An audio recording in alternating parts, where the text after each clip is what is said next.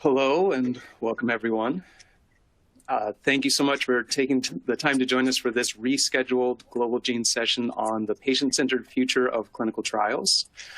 My name is Zach Hallinan. I'm from the Clinical Trials Transformation Initiative, and it is my distinct pleasure to be moderating today's discussion with our three outstanding speakers, Julia, Scott, and Isaac.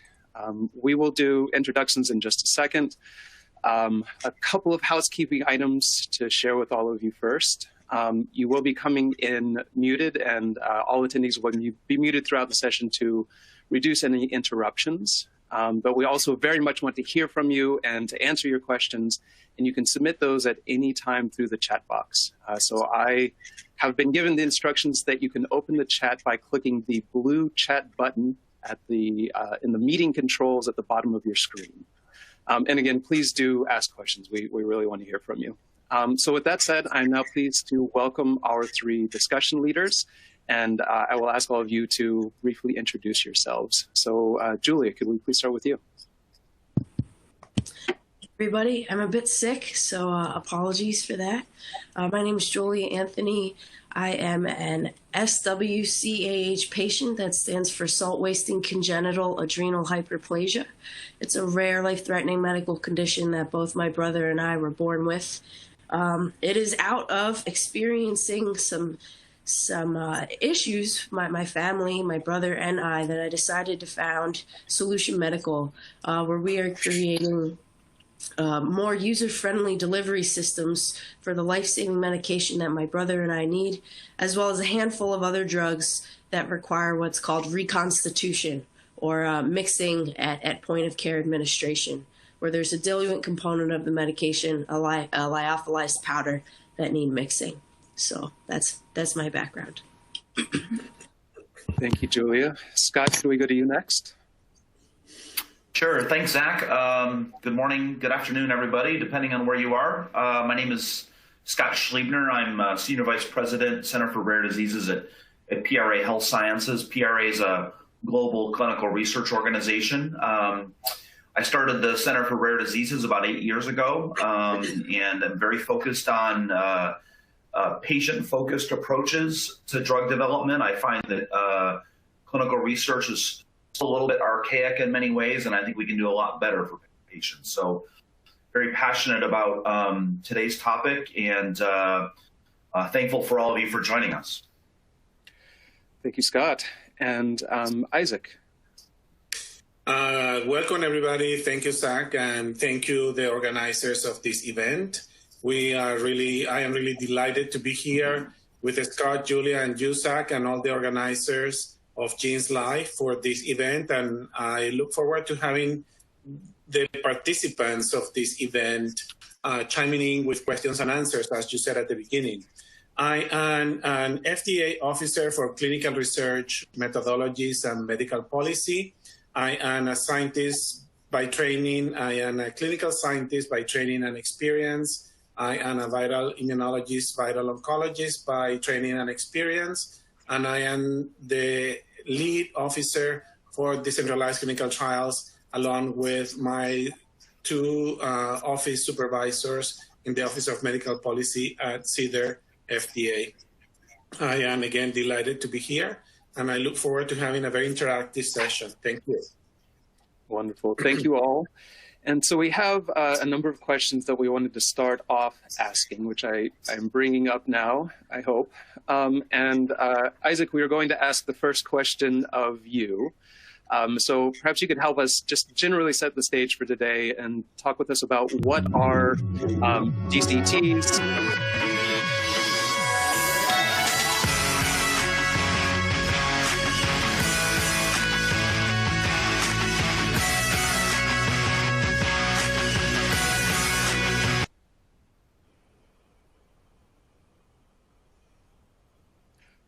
Okay. Way back. So I think we're not seeing the slides.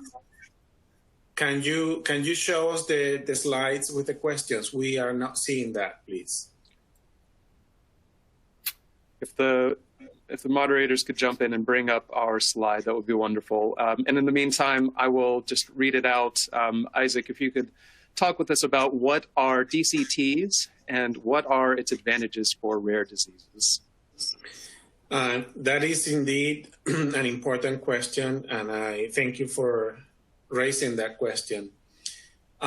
We all know that decentralized clinical trials are essentially the kind of trials that are conducted to the convenience of the patient or the trial participants. So technically speaking, decentralized clinical trials are those kind of trials in which all the operations and all the assessments and all the activities related to the trial are conducted where the trial participant is located, as opposed to the traditional trials in which everything is conducted where at the brick and mortar site, where the investigator and the personnel, the trial personnel, is located. There are multiple advantages. Here we have it. Thank you. There are multiple advantages. And then again, for the audience, these are initial questions. These are not all the questions that we're expecting to cover because we are hoping to hear from you. There are a series of advantages, but before we get to the advantages of decentralized clinical trials, I wanted to touch base on the factors that are impacting the traditional clinical trials, and that created the justification to go into decentralized clinical trials as we know it. First of all, we know there is a high cost associated with traditional clinical trials. There is a small diversity percentage-wise of minorities participating in traditional trials that can go from 10 to 13%. We also know that there is a dropout rate of anywhere between 20 to 40%. That makes it very difficult from the site perspective to complete enrollment at times. And there is 80% of trials really fail to meet the enrollment timelines because of the difficulties in enrolling. There is also less than 50% of the trial sites are really enrolling one or no patients, and that is a reality with traditional trials in many instances. And there is a disconnect between the clinical research and the medical care, something that we're trying to leverage in the decentralized clinical trials model. There is about 57% of the trials in the traditional scenarios are amended, and about 45% of those amendments can be avoided. So because of the disconnect between the way the trials were traditionally designed and what is really feasible in the field, something that is trying to be attained with decentralized clinical trials. And there is about 45% of the first-time investigators that actually really quit after having the first experience in the first traditional trial because of all the complications that exist. And added to all of that, there are barriers, socioeconomic barriers, and so on and so forth. So decentralized clinical trials really put in place a series of advantages to mitigate all of these challenges that have been happening for quite a while. And while it's not the universal solution, it really, traditional decentralized clinical trials represent a great opportunity for this field, for example, of rare diseases to maximize efficiencies. Some of the opportunities or the advantages, if you will, of decentralized clinical trials can be related to the first and foremost is the convenience for the trial participants, the ability for participants to be at their locations, at their homes, at their local healthcare environments, and be able to participate in the trials. Another important point is there is continuity or frequent data collection of the clinical data, evidently, and therefore there is an opportunity to reduce missing data and the ability to capture rare events early on that can represent, if you will, a flag of situations or events that can be captured early on and that can trigger medical actions for the trial participants. There is also potential to reach a larger, broader population and cohorts. With that, I mean the mitigation of, or essentially the reduction of geographic barriers by accessing individuals in different jurisdictions. There is access to individuals with limited mobility, which is the case in many rare diseases or because of age. There is an opportunity to increase diversity, and there is an opportunity for expedite the recruitment of participants through increased access to an improved retention of individuals. Decentralized clinical trials also offer the opportunity of alignment with the clinical practice environment and essentially using, for example, digital health technologies, telemedicine, real-world data to leverage the conduct of the clinical investigation, and evidently the use of local healthcare providers, clinical laboratories, imaging services, and other services at the local environment where the participants are located.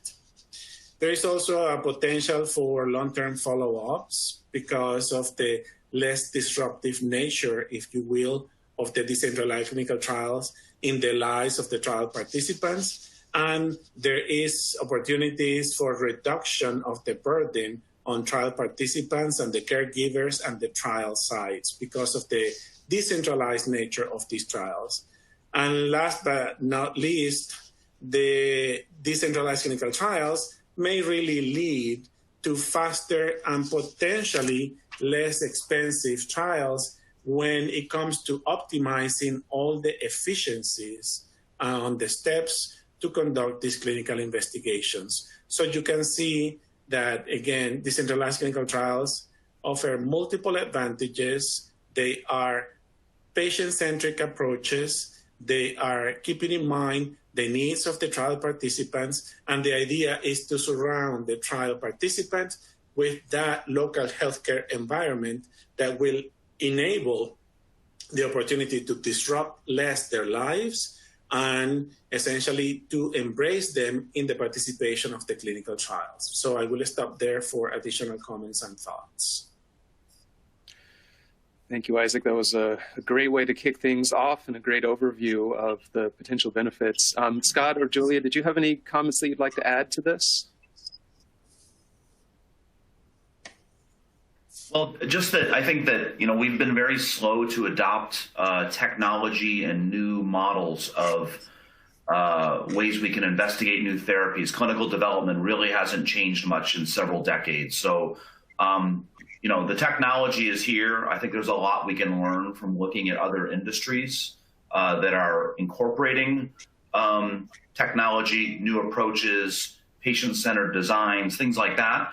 I'm mostly just also hopeful that this COVID pandemic that we're right in the midst of, it seems like it's serving as a pretty good accelerant to the adoption of some of these new approaches. I'm hoping that that's one silver lining we have coming out of our current situation. Right. And maybe just to continue on with that, Scott, if I could ask, why is it important to include the patient voice in clinical drug development? Yeah, so to me, somebody who's spent their entire career in clinical development, I still am amazed often that we don't consider the ultimate stakeholders, patients, when we're designing clinical trials or thinking about clinical development plans. So as was said by I think it's the European Cancer Patient Coalition, nothing about us without us is kind of their statement, right? And this idea that we rely on our dependence 100% on patients enrolling in clinical studies and staying on studies and collecting data to show that new therapies are safe and effective. Yet those same people we depend upon so much are still a bit of an afterthought when it comes to protocol design, selection of endpoints.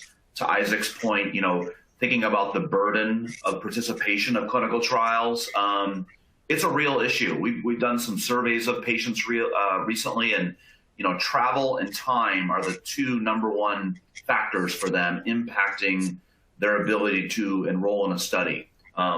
We also know that about 5% of eligible patients actually enroll.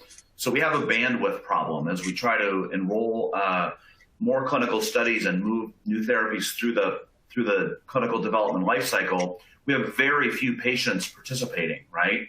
And the majority of those that do look like me. They're middle-aged Caucasian men. So the patient voice is super critical for understanding the patients and what their experience is like. They often know their disease much better than we do. We need to create studies that speak to patients, and by that I mean measure things that are important to them, not just include endpoints that are appropriate for drug developers or regulators. And again, this idea of making clinical studies a little less burdensome. If we speak to patients, if we hear their perspective, we can understand what's important to them and what's realistic for them and their families. A lot of times, we're either dealing with children, which really results in a whole family involved in a clinical trial, or maybe a participant has a caregiver. So you're suddenly involving several people in a clinical trial. And I think we just need to be a little more cognizant of what patients need, what they can handle, what's realistic for them, and design studies, that is, around the end users, the way other industries are thinking about their customers first and foremost. So I think there's a host of reasons to include the patient voice, whether it's a rare disease or not. And I'm glad we're starting to see some positive trends where that's happening. Wonderful. Thank you. And so I will say I see some questions starting to come in from the audience. So we are holding on to those, and we're going to circle back to them in just a few minutes. But Julia, I wanted to ask you first if you could help address our third question here. So which key drivers are influencing the drug delivery space?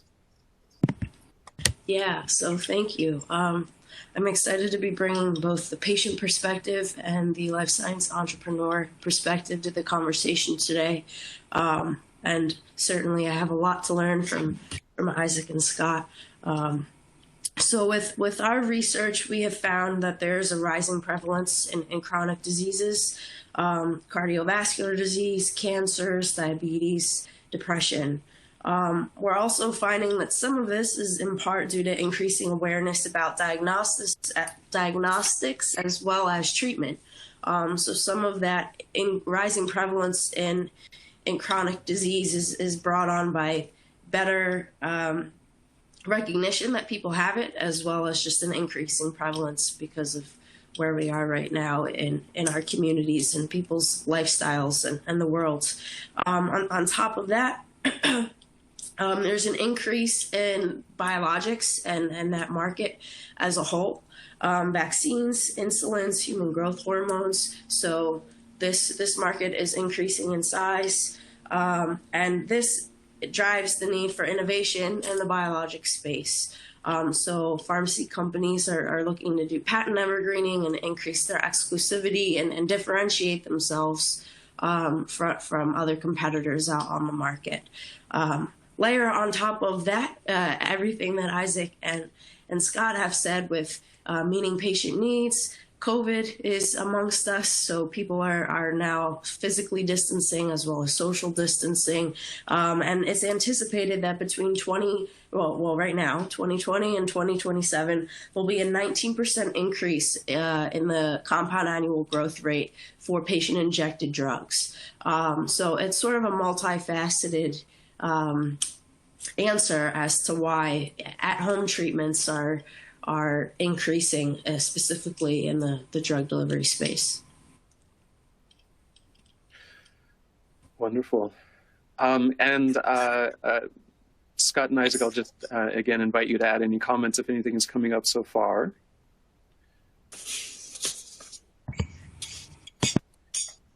If not, perhaps Julia, we could push ahead to our next question here. So I'm gonna ask the question as it's written, but we also have a follow-up question from one of our audience members already. So the primary question we wanted to address. I was on mute. I was trying to find the apologies. So one thing that I wanted to add to what Julia and Scott mentioned is the addition or the incorporation of the patient-centric approaches and the inclusion of the participants early on is, to me, a matter of adding logistical feasibility to any clinical protocol that is under development.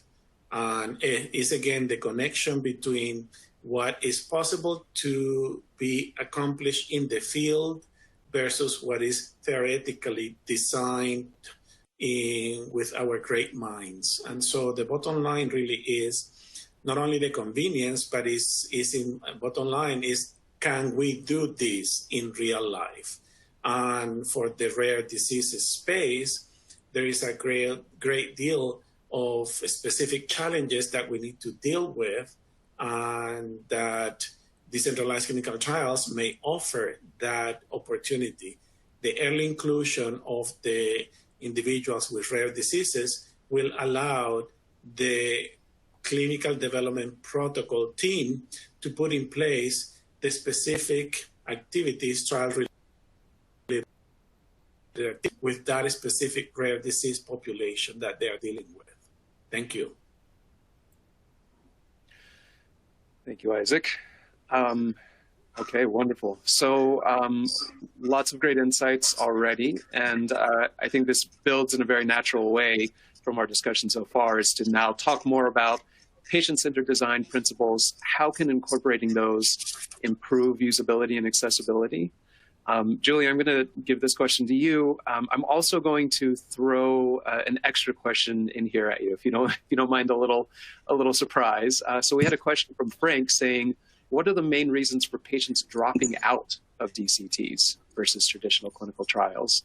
So if you can try to work in some address to that as well, and welcome the others jumping in also after you have a chance to go.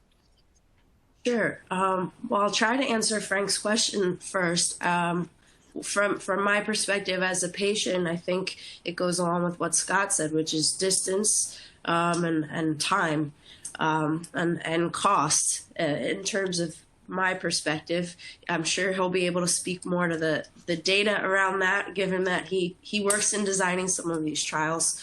That's my perspective as from a patient view.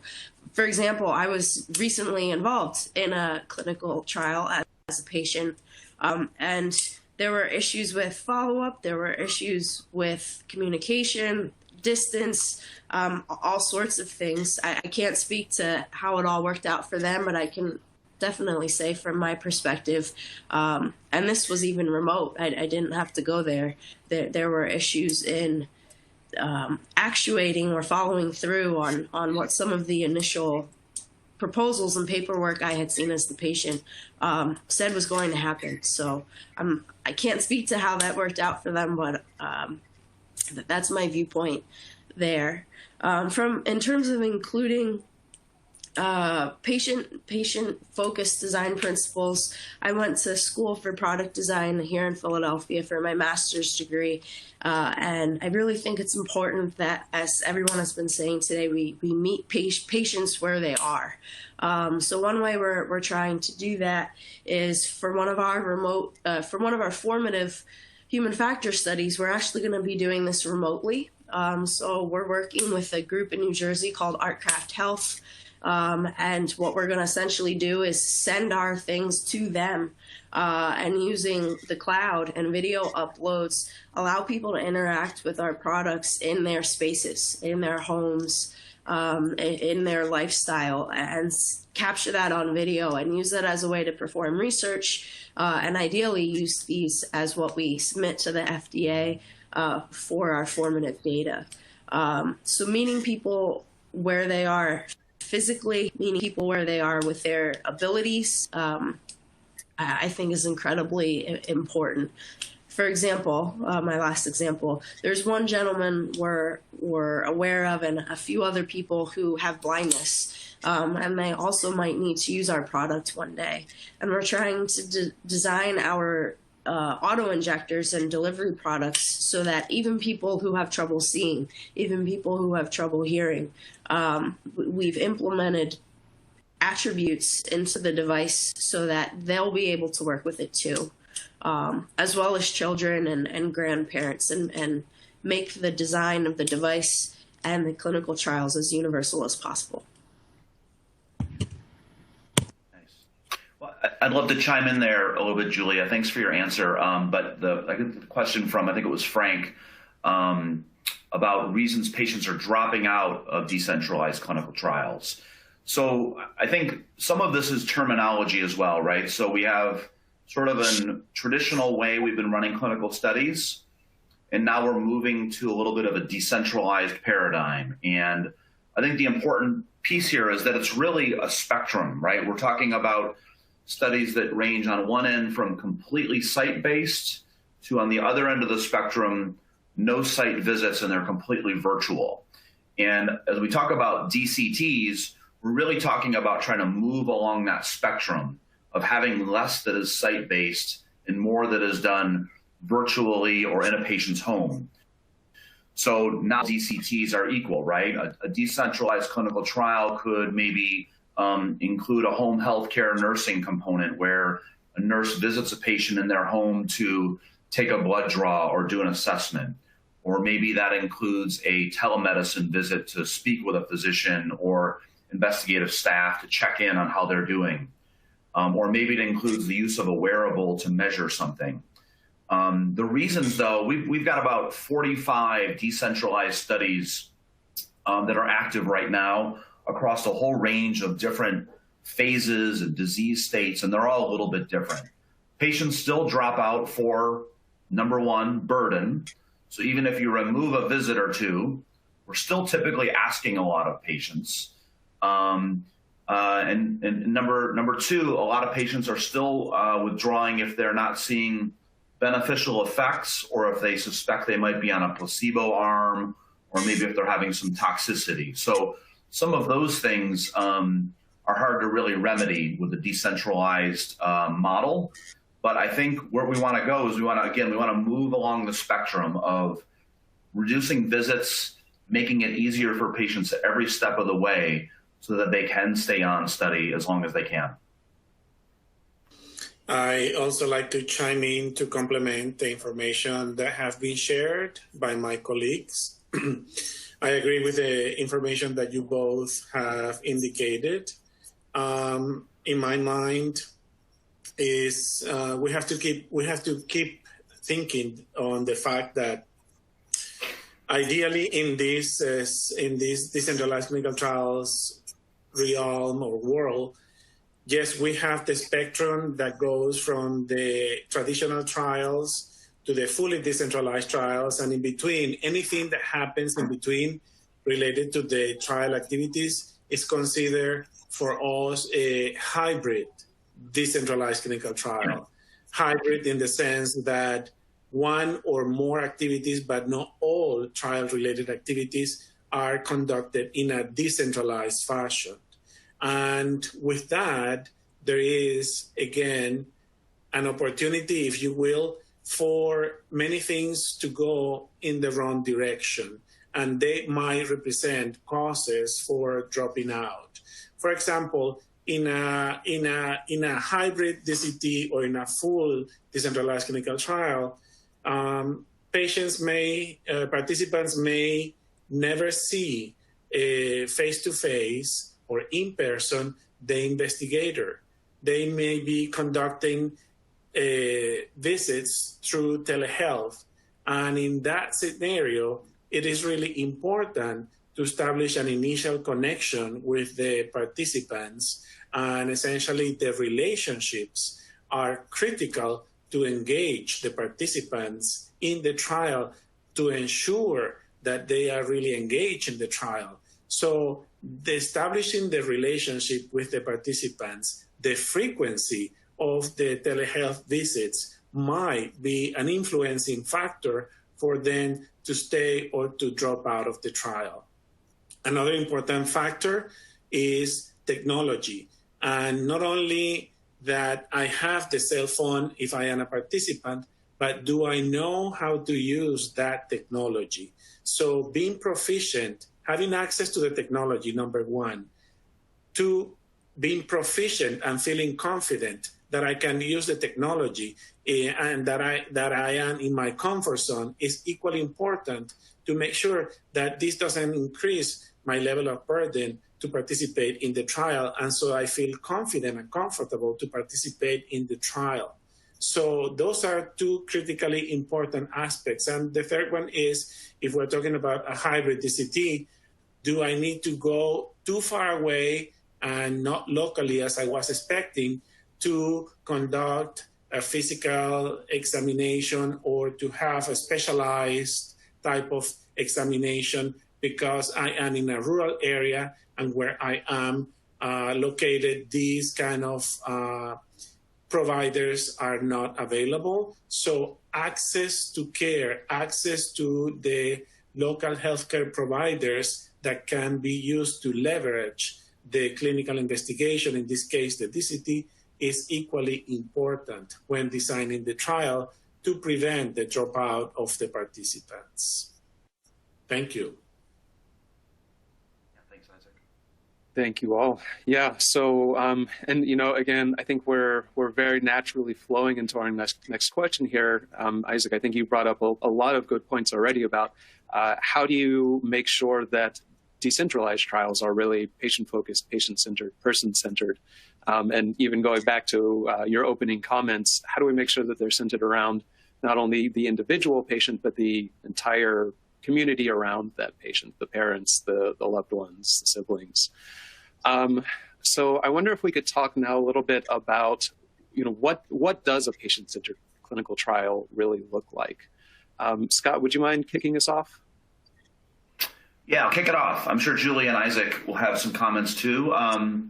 But yeah, so what does it look like? Well, I think we're overdue for clinical trials to fit into a patient's life and for clinical trials to look like another care option that you would normally be able to get. So if you're a patient with a chronic rare disease, and let's say you go to your healthcare provider twice a year, to suddenly have a clinical trial available to that same patient that requires them to make, biweekly visits for a year, go to the hospital 26 times, doesn't fit within what they're normally able to do, and it doesn't fit within their normal healthcare practice. So I think the big picture is we want clinical trials to look a little bit more like normal care so that they fit in seamlessly. How do we do that, and what does that look like? I think there's some pieces around, measuring what's important to patients. I touched on that earlier around patient-directed endpoints. I think is an important concept to really think about. We also touched on the idea that decentralized clinical trials still can have a fair amount of dropout or retention issues because even though we're decentralizing them, there still is inherently a lot of burden for patients. So I think we still need to reduce the burden. Think about that from a patient perspective. If you're out there listening to us today and you work for a biotech or pharma company, organize a patient panel to sit down with your protocol before you roll it out to sites or finalize it. Get patient feedback on, break out the schedule of evaluations. That's really the nuts and bolts of a study, and look at what you're asking patients to do and really look at what's what the key really measures are. A lot of times we're throwing the whole kitchen sink into a clinical study because our translational scientists want to gather that data, and our biomarker guys might want to gather that data, and we don't really know what we're going to do with it yet. But you're asking patients to participate, and it costs a lot more. And I think if you can focus your assessments a little bit more on the key pieces, it just makes it a little less burdensome for patients, less costly for everybody. I can't tell you how many times we talk to a clinical site as well. So not just patient burden, but a clinical coordinator who needs to really implement that study. They're often not consulted until after a protocol is finalized and they're handed a study and said, please go recruit patients. They'll open these schedule of assessments up and go, wow, you're asking us to do, this is not realistic. We can't get a patient from, a radiology to neurology in the same hour, or we can't have a patient do all this in one given day. So, these trials can be designed with the patients in mind and with sites in mind for them to just be a little bit more realistic for everyone. Feel free to, I'm sure there's some comments there. Isaac, you probably have something to say. Yeah, so thank you, Scott. I agree 100% in what you said. In addition to what you said, I have a very graphic mind. So I look at this as a circle. And in the center of the circle is essentially the trial participant. And surrounding in the periphery of the circle, I see every component of the decentralized clinical trial playing a role so that the trial participant is taking advantage of being at home or in his or her local environment and still be able to participate in the trial. So around that circle, you can think of the sponsor, you can think of the supply chain to send the investigational medicinal product to the participant. You can think about the vendors of the technology. You can think about the participation and the involvement of the local healthcare providers and services. And you can evidently think about the investigator, the sub-investigator, the trial personnel that are essentially surrounding and reaching to that individual that is located in a specific geographical area. In all of these, I emphasize the need for feasibility, real feasibility.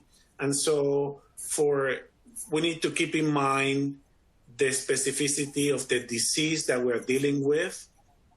We need to keep in mind the specific target population that we're dealing with. The spectrum of rare diseases is really broad, and they are categorized as rare diseases. That doesn't mean that they all behave symptomatology-wise the same way. And so there is a specific target population. That's why the trial is designed, and there is a specific investigational product that is being tested or is going to be tested through the different phases of the investigation. There is technology that needs to be working and operating, and that technology needs to embrace the participants. And there are specific endpoints that need to be crafted very carefully for the specific context of use, as we call it, the specific goals of the trial to measure the effect of the medication that is being tested. There are specific trial procedures that need to be developed for that specific disease, rare disease in this case.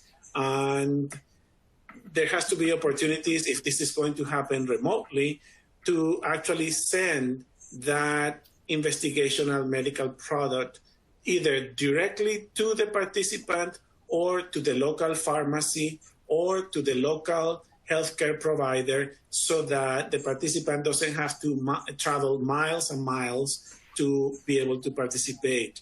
And as I said, there has to be the infrastructure, the healthcare infrastructure. Scott was saying this trial needs to look more like the standard health care. So there has to be local healthcare providers that this participant should have access to if need be. There has to be emergency rooms or hospitals in case of an adverse event, a serious adverse event, for this individual to go to that place if need be, and then report back to the team, to the study team, and to the trial participant, to the study, to the investigator. So all of these aspects are really important when it comes to how the patient-centered approach is followed to maximize efficiencies of the decentralized clinical trial. I will stop there because we have many other questions to cover. Thank you. We do. I have some thoughts too, but maybe I'll slip them in the future so we can maybe get to some of the other questions. Okay. Well, so I'm seeing a few questions come through that really relate to our last question here. So why don't we try addressing the attendee questions to kind of get at that last point. So we have a question from Omar saying, can you discuss the general challenges in the design and operation of DCTs? And there's a suggestion for a top 5 list if you have one. So I can start, and then I will ask all of my colleagues to participate, to chime in. I see that question as what are the concerns about DCTs, if I may paraphrase. And DCTs are not universal. They are not perfect. They have, in many senses, offered a new opportunity to expand the clinical research field in a way never done before. And that is a major advantage in itself. The way that we conduct decentralized clinical trials will need to test the safety and the efficacy of the investigational products. And at the end of the day, the results obtained from the traditional trial perspective or from the decentralized clinical trial perspective will need to yield similar results, no matter what approach is taken. The expectations from the regulatory standpoint in terms of the safety of the trial participants and in terms of the data integrity and data quality are the same regardless of being a traditional trial or being a decentralized clinical trial for a rare disease, which is the topic of today's conversation. There are concerns, if you will, for decentralized clinical trials, and they are connected to the remote nature of these trials by themselves. And for example, device failure, technology failure, and what to do if the technology fails. Do we have a robust technology put in place, a robust, reliable device put in place? Do we have backup systems? Do we have systems that are encrypted to protect the privacy of the participants? So all of these aspects related to the technology are critical for the conduct of the trial and, again, to protect the safety of the participant and preserve the integrity of the data and the quality of the data. The safety of the trial participants, I cannot emphasize it enough, is the #1 paradigm for all regulatory agencies. The retention of the trial participants, we talked about factors that can influence the dropout of the participants. The privacy of the data, how do I know that what I am transferring from my cell phone that is going to a central database is going to be confidential? Or if I am participating in an electronic clinical outcome assessment, how the investigators will make sure that the participant at the other end is doing this in a private environment, if you will. The oversight of the DCT personnel is another challenge because they are not located in the brick and mortar like it happened in a traditional trial. They are dispersed, it's a network, and the responsibilities of the investigator is still the same. The investigator has to oversee the personnel that is participating in the trial, including local healthcare providers that might be sub-investigators, and evidently he or she has to take care of the safety of the participants.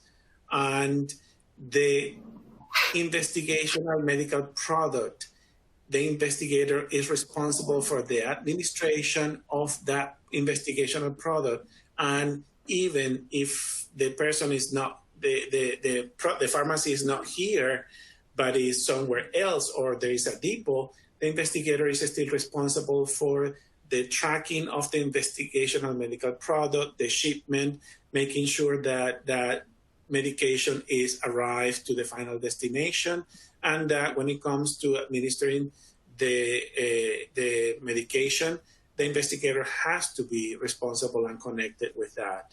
How do you maintain the blind and the randomized blind in a clinical DCT trial when this is conducted in different jurisdictions? That is another concern. And essentially, training is important, and the proficiency demonstrating proficiency, train on the use of technology is important, as I said. So these are all concerns, and there are more. So I will leave it open for Scott and Julia. I was going to mention training as well. I think, with everything being decentralized, you can get to more people, and with different accessibility, which was mentioned before, and availability to afford technology and understand how it works. That's something that we're really looking into as we're going to be using technology for a lot of our work. And how do we keep everything diverse and still have the quality that Isaac is talking about in terms of the data and consistency of the data that's generated. Yeah, those are great. Let me try to add. If I can just add, I'll try to give Omar a really quick top 5 from like just being hands-on with these studies lately. The challenges, number one, I feel like we are operating in a very risk-averse environment where just, the number 1, 2, and 3 challenges we run into are people just trying to get their head around a new model, right? Even though there's no specific rules that we can't entertain this new model, it's the idea of doing something different.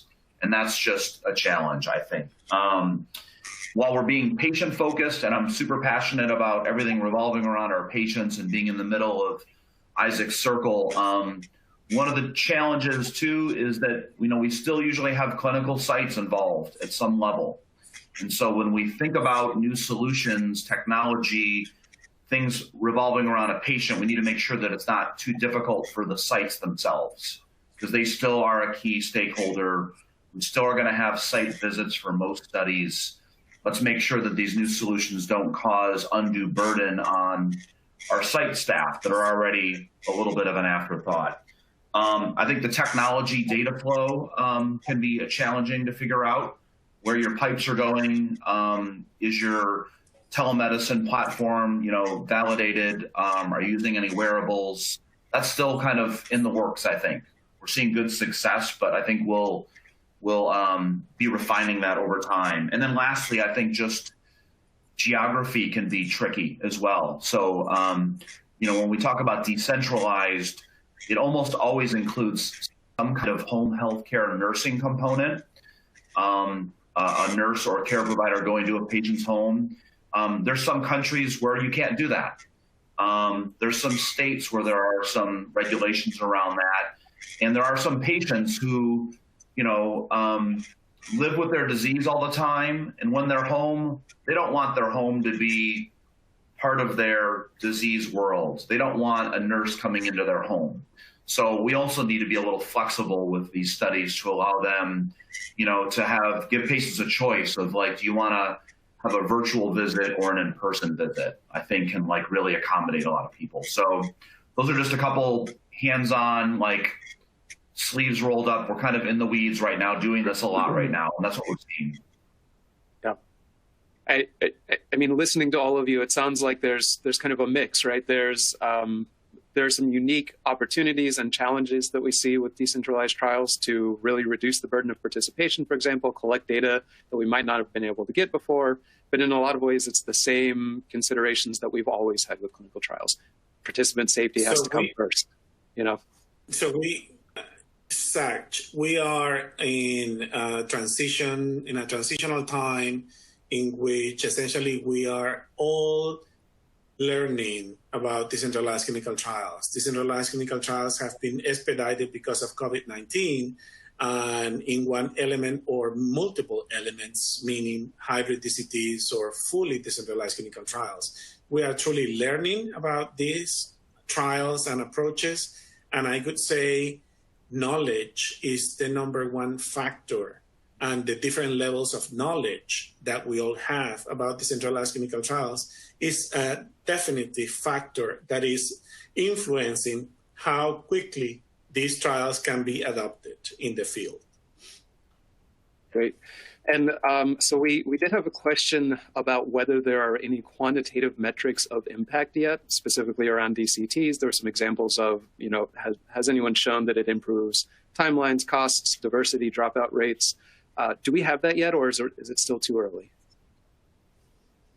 So I will say, first of all the information that I have been sharing with all of you here represent my personal opinion, and no, I'm not representing the FDA. It's my personal opinion, as I'm not allowed to represent the FDA. So we do have information on that specific question, but I am not able to disclose the specifics of that information. I could say I have seen data in regards to an increased expedited timelines for enrollment, recruitment, the obtention of results. I have seen good data quality, data integrity. I have seen good trial results following the fully decentralized model, as well as following the hybrid DCT model for different disease areas. Scott? Sure. I think this question comes from my friend Harsha, which is a great question. And I think we are a little midstream. I don't think there's a lot of outcome data yet. We'll develop budgets for a study like a traditional study versus a DCT study. And you can see the shift in some costs to answer one of those questions, right? So sometimes maybe you'll spend a little bit more on technology related aspects, but maybe you'll have less going to investigative site procedures and fees, right? So those can offset each other. I think in theory, we're really hoping that this provides broader access to patients and helps with diversity. But there's a lot of other challenges around diversity, aside from just making it decentralized. But I'm hoping this will make an impact on that. I don't have any data on that, but we are seeing studies enroll quicker because you're increasing access. And we are seeing lower dropout rates because staying on a study is less burdensome. But I think after this kind of initial wave, I think we'll get a lot more data, Harsha, and we'll probably have some good kind of ROI estimates, I think. Wonderful. And we're down to our last couple of minutes here. So we did want to just leave everyone with some key takeaways, suggestions for the future. Maybe Julia, I'll go to you for this question. What suggestions do you have for everyone listening as these conversations go forward, as we continue to think about the future of clinical trials? What are some good ways to get involved? Yeah, I think accessibility is really important. So all of the patients we've interviewed and spoken with, they're really interested in participating, but they don't know how. And they feel like they're knocking on a pharma company or a device company's door. And again, this is specific to people we've spoken to. So this isn't saying people aren't trying, because clearly we're having this panel discussion today. But it feels sometimes from a patient perspective like it's a one-way street. And I think being able to get in touch with people and have people answer is important.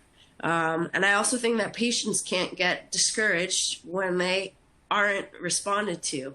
So there needs to be a two, and they need to keep pushing forward and self-advocating for what they need. So I think right now it feels like it's becoming more of a two-way street, and there are technologies and people like Isaac and Scott and myself who are trying to bridge, reality and what patients say they need and what's required, by the FDA and other regulatory bodies, and making sure everything is safe and ethical.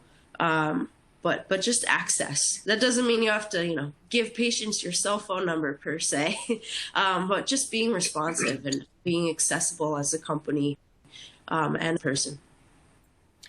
Let me complement to what Julia said by closing and saying thank you, everybody, for participating in this wonderful webinar. I was really honored to be here with all of you. Decentralized clinical trials are here to stay. market studies show that there is, and this is coming from the audience, from all of you, anywhere between 40 to 60% in the next 5 to 10 years will be, the studies will be in any way and shape and fashion on decentralized clinical trials. So technology is here to stay in clinical research. Decentralized clinical trials are here to stay. We discussed feasibility, approachability, accessibility of these trials, patient-centric or trial participant-centric approaches. And I want to leave you with this idea in mind for all of you who are interested in decentralized clinical trials. Think about operational considerations. We discussed about the remote recruitment process and the need to establish relationship with the participants, medical considerations, and the need for the investigators to monitor the safety of the trial participants, technological considerations, and the need to have the technology that is robust, that you can rely on to enable decentralized clinical trials, and that everyone has equal access to that technology. And last but not least, the regulatory and the quality considerations that are equally important because they provide the regulatory and the assurance view and a standpoint and perspective to make sure that these trials are conducted within the regulatory legal frame and with consistency to maintain data quality. And with that, I truly thank you all. Sounds like a great way to close. Thank you all so much. Thank you all for listening, and I hope everyone has a wonderful day and a nice weekend. Thanks, everyone. Thank you, Zach. Thank you, Julia. Thank you, Isaac. Have a good one. Thank you, everybody. Buddy.